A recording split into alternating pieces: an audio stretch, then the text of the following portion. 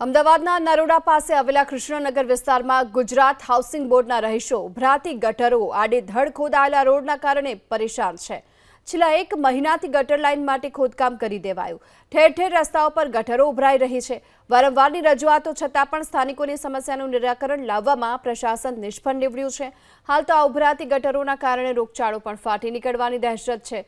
જો ટૂંક સમયમાં આ સમસ્યાનું નિરાકરણ નહીં આવે તો ઉગ્ર આંદોલનની ચીમકી સ્થાનિકો ઉચ્ચારી રહ્યા છે।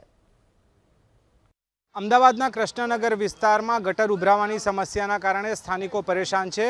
ખાસ કરીને ગુજરાત હાઉસિંગ બોર્ડની જે રહેણાંકની સ્કીમો છે ત્યાં અત્યારે ગટરના પાણી ઉભરાવાના કારણે સ્થાનિકો પરેશાન થતા હોવાની ફરિયાદ મળી। એબીપી અસ્મિતાએ રિયાલિટી ચેક કર્યું। નાગરિકોને જ સીધા પૂછીએ, શું ભાઈ ફરિયાદ છે, શું સમસ્યા છે?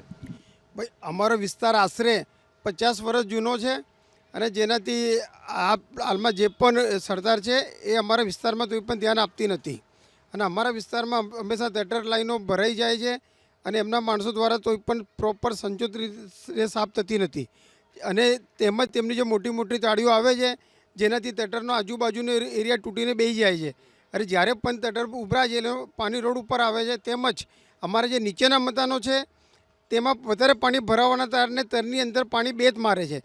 તમે શું કહેશો, શું સમસ્યા થઈ રહી છે? સેમ પ્રોબ્લેમ છે સાહેબ, મહિનાથી આની આ પ્રોબ્લેમ છે જે સાહેબે કીધું છે। છેલ્લા 1 મહિનાથી પ્રોબ્લેમ છે ગટરનો, પણ કોઈ નિરાકરણ આવતું નથી એનું।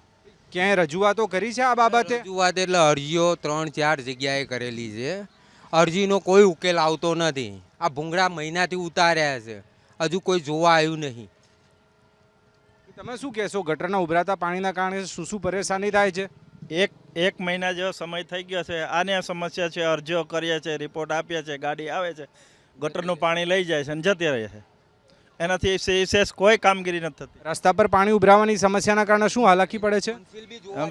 અહીંના કાઉન્સિલ બી જોવા નથી આવ્યા, બીમાર પડે છે એમાં લોકો બધા નીચે ગટરનું પાણી ભરાવાથી। બરાબર, તમે શું કહેશો ભાઈ?